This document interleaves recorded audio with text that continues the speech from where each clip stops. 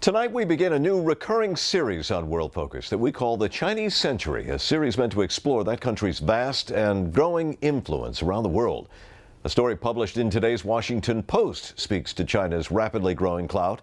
It said that China has now surpassed Japan as the U.S. government's largest creditor, owning at least 10% of all U.S. debt, perhaps as much as $700 billion. That potentially gives the Chinese tremendous leverage over the United States. Here to talk more about that possibility is Brad Setzer of the Council on Foreign Relations.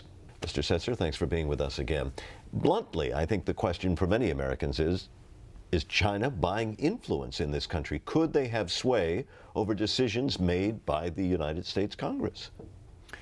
Well, they can certainly have an influence over U.S. policies, but in order to exercise influence, there has to be a credible threat that China would stop purchasing as much debt or start selling some of its debt if the U.S. didn't respect China's policy wishes. I think the only real example we have where China's actually exercised a bit of influence was when the debate about Freddie and Fannie came up, because China, in addition to holding an ungodly large number of treasuries, probably has about $500 billion of Freddie and Fannie debt, and they really wanted those institutions to be bailed out.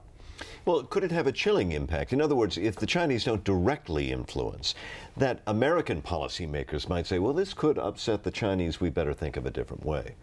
Any U.S. policymaker will have to evaluate whether a given policy course risks triggering a reaction inside China. So that doesn't mean you necessarily change policy. It just means you have to consider the possibility. You're aware of it? You are. If we're uncomfortable with the level of debt that China owns, who are the other people out there potentially who could buy it, and would they be any more appealing to us? Well, I think realistically right now, given that oil prices have gone down so much, the big buyers of U.S. debt are going to be in Asia, and they're going to be China and Japan.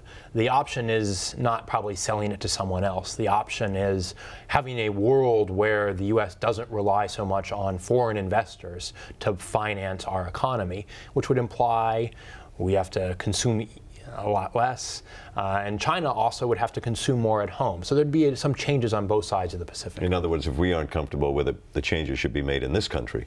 I think you cannot elsewhere. Just have changes in the U.S.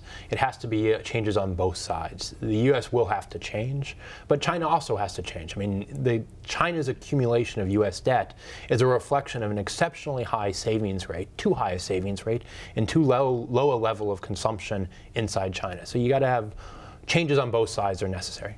Brad Setzer, thank you very much. It's always a pleasure to talk with you. Very much so.